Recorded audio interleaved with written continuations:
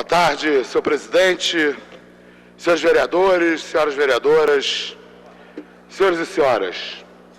Hoje começa um novo patamar da crise política em que o nosso país está envolvido. Se alguém imagina que hoje se inicia a saída da crise política, pode ir mudando seus conceitos, porque você está absolutamente enganado. A partir de hoje, um presidente ilegítimo ocupa o Palácio do Planalto. Um presidente que assume sob a desconfiança da grande maioria da população brasileira.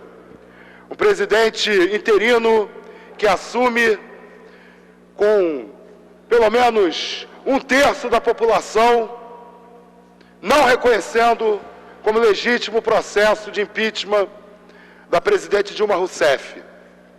E o presidente que com cerca de 5% de popularidade pretende apresentar... Pois não, senhor presidente. Como eu dizia, hoje nós iniciamos o que talvez seja a maior crise política da história do nosso país. O presidente da República, questionado, sem legitimidade, assumindo a presidência fruto de um golpe parlamentar. Congresso, Câmara dos Deputados e Senado Federal completamente desmoralizados, tanto por seu envolvimento na corrupção, como em função de sua tática golpista, que foi concluída no dia de ontem. Congresso desmoralizado, presidente sem legitimidade, pretendem impor aos trabalhadores e às trabalhadoras a pior agenda das últimas décadas. Uma agenda radical de cortes de direitos da nossa população. Idade mínima para aposentadoria aos 65 anos, desvinculação do reajuste da aposentadoria ao salário mínimo, fim da estabilidade dos servidores públicos, fim dos gastos mínimos com saúde e educação e o golpe dos golpes, o fim da CLT, a prevalência do contrato de trabalho sobre os direitos trabalhistas legislados. Imagino que, na melhor das hipóteses, nós entraremos no período que para muitos vai lembrar o período do governo José Sarney. Dezenas de greves todas as semanas, manifestações, passeatas, ocupações, a resistência popular vai crescer. O golpe e seus sucessivos golpes nos direitos dos trabalhadores não serão aceitos pela população. O que o grande capital pretende fazer? Virão com a repressão política? Vão endurecer o regime? Vão intensificar a mobilização de grupos de extrema-direita para enfrentar nas ruas os movimentos sociais? O cenário que se abre no país é um cenário de confrontação. Diziam, aliás, que quando a presidente Dilma fosse afastada, os mercados iam reagir positivamente, as bolsas iam subir, o dólar ia cair. Não foi o que aconteceu, aconteceu exatamente o contrário, porque a chantagem do mercado continua. A chantagem agora, na boca dos comentaristas da Globo News, hoje de manhã, é a seguinte: não, agora o mercado está aguardando as primeiras medidas do governo Michel Temer. O mercado agora está aguardando para ver se o Michel Temer vai realmente aplicar a política de ajuste ou vai manter o descontrole do atual governo. Ou, em outras palavras, o mercado está esperando para ver se o Michel Temer vai cumprir o seu programa de ataques radicais aos direitos dos trabalhadores e das trabalhadoras. Hoje é tarefa dos movimentos sociais, da esquerda, de todos aqueles que defendem a democracia, lutar para restabelecermos a soberania popular no país. A soberania popular foi violentada, porque, apesar de ser um rito previsto constitucionalmente, apesar de serem deputados e senadores eleitos, o Congresso Nacional agiu com uma cara de pau, um cinismo sem tamanho, ignorando todas as questões legais, implementando o impeachment a despeito de qualquer legalidade, de qualquer legitimidade. Temos que restabelecer a soberania popular no país. Uma saída democrática precisa ser construída para essa crise. A devolução do mandato para a presidente Dilma daqui a 6 meses está praticamente fora de questão diante da disposição golpista do Congresso Nacional. Precisamos buscar uma saída que seja a convocação de novas eleições gerais, a convocação de novas eleições presidenciais, a convocação de um referendo para a população decidir se quer novas eleições presidenciais, se quer novas eleições para o Senado, se quer novas eleições para a Câmara dos Deputados. A saída que nós temos que buscar tem que ser uma saída democrática. Agora também é tarefa da esquerda brasileira, dos movimentos sociais brasileiros, fazer autocrítica. Nós não chegamos onde chegamos apenas pela ação das classes dominantes, apenas pela ação dos nossos inimigos e dos nossos adversários. Temos que fazer autocrítica, e uma autocrítica profunda, que vai muito além dos 13 anos de governo do Partido dos Trabalhadores. Temos que fazer uma autocrítica de qual foi o comportamento da esquerda brasileira no período posterior à ditadura militar. Cometemos erros graves quando, por exemplo, abrimos mão de construir de verdade uma imprensa alternativa nesse país. Antes do regime militar, o Partido Comunista Brasileiro tinha dezenas de jornais diários pelas capitais brasileiras, fazendo de fato uma disputa no campo da mídia, da comunicação.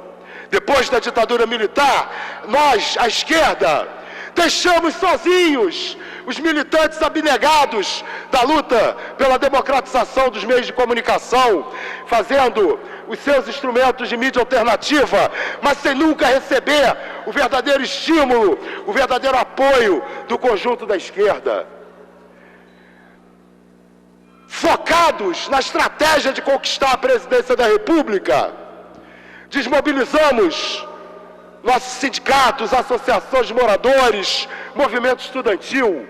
Desistimos de transformar o sindicalismo brasileiro.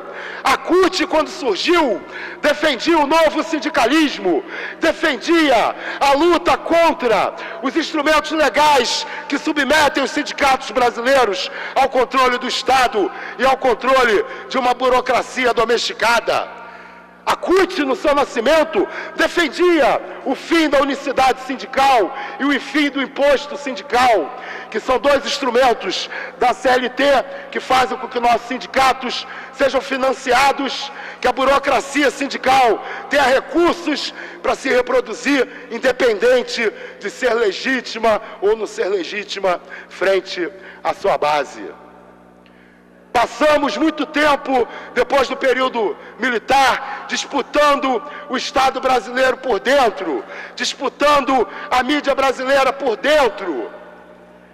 E o resultado disso foi que em 2002, o Partido dos Trabalhadores, através do ex-presidente Lula, produziu um golpe contra a classe trabalhadora ao rasgar o Programa Democrático Popular e publicar a Carta aos Brasileiros, acabando com os compromissos históricos do Partido dos Trabalhadores e assumindo com o compromisso de manter a essência da política econômica iniciada durante o governo Fernando Henrique Cardoso. Precisamos restabelecer uma agenda, um programa de esquerda nesse país. Não podemos simplesmente ficar na lógica do fla-flu. O governo petista começou com Lula publicando a carta aos brasileiros e terminou com a Dilma Rousseff publicando a lei antiterrorismo e publicando a lei geral das Olimpíadas. Dois atos que contradizem o discurso dela hoje na despedida no Palácio do Planalto, quando disse que seu governo nunca patrocinou a repressão aos movimentos sociais. Ela encerrou o governo dela patrocinando a repressão aos movimentos sociais que virão com a assinatura dessas duas leis. Estamos abrindo uma temporada de grave crise no nosso país.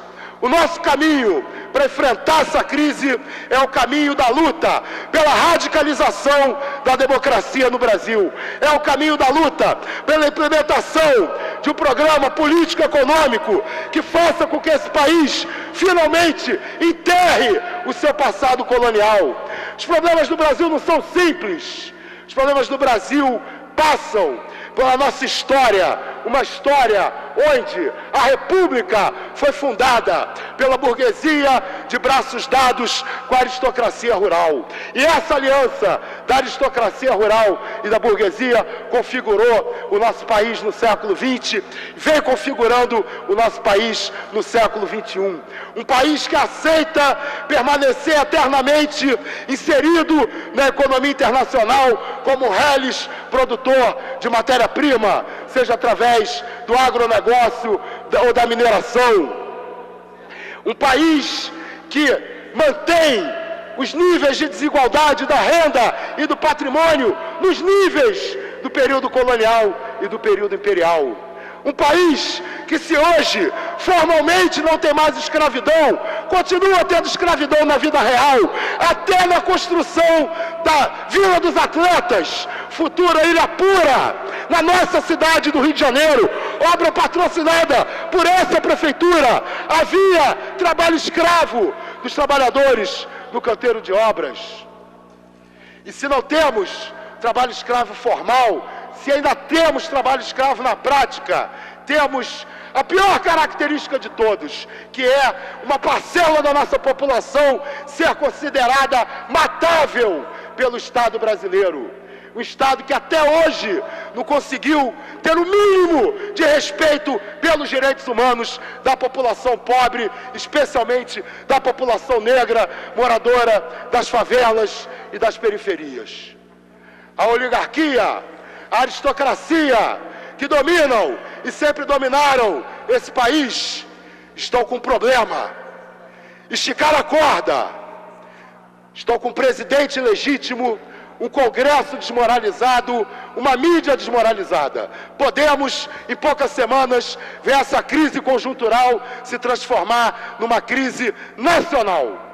E aí ninguém sabe as consequências que virão. Mas nós vamos à luta para defender a democracia e a classe trabalhadora brasileira.